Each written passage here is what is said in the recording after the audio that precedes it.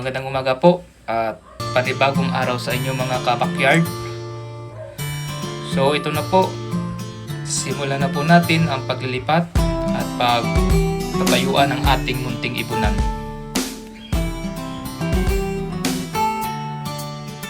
So kung nakikita nyo mga ka-backyard, masukal pa po yung area.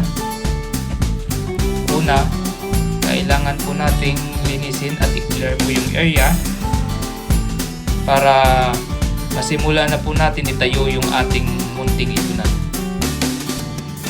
At yun na nga, sinimulan na nating gapasin at putulin yung mga puno ng mga nipa.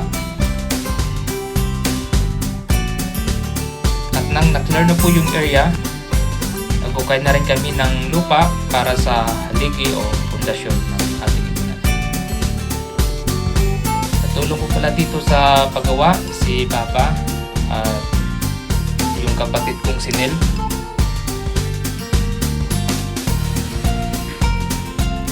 Naghalo na rin pala kami ng simento para sa haligi o pundasyon ng ating ibunan.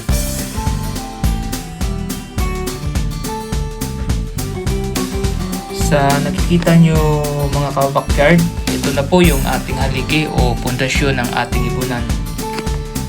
Hindi na po natin i-video ang pagbuhos at paglagay ng halo dito sa ating pundasyon.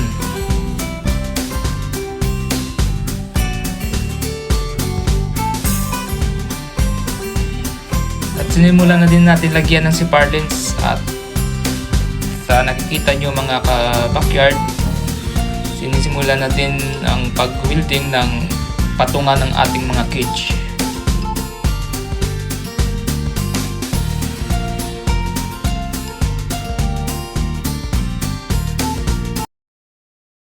Na matapos ito at para malipat na po natin ang ating mga ibon. Location po pala ng ating ibunan mga ka-backyard, dito lang po ito sa likuran ng aming bahay. Dito ko po naisipang ilipat sa kadahilan ng stress yung mga ibon at makapagpadami sila ng maayos. Dito di sila ma-istorbo at malayo sa ingay ng mga tao. Nagpintura na rin tayo ng mga yero mga ka-backyard para sa bubong ng ating ibunan.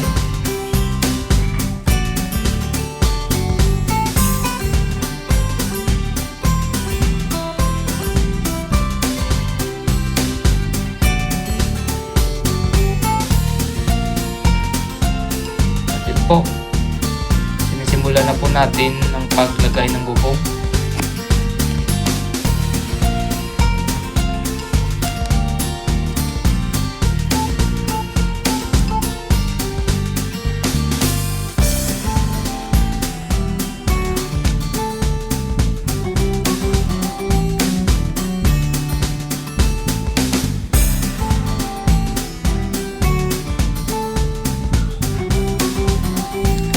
So sa nakikita nyo mga ka-backyard, tapos na po yung kabilang side ng bubong ng ating ibunan.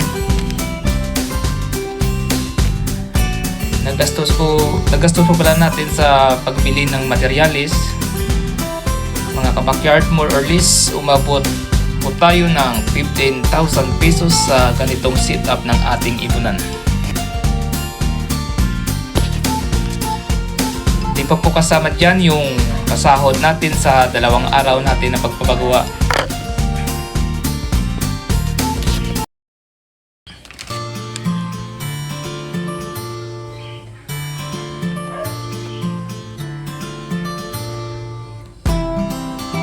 At yun po, tapos na din ang ating munting ibunan.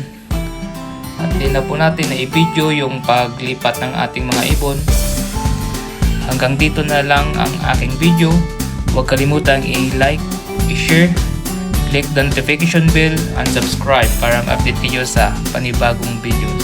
Thanks for watching!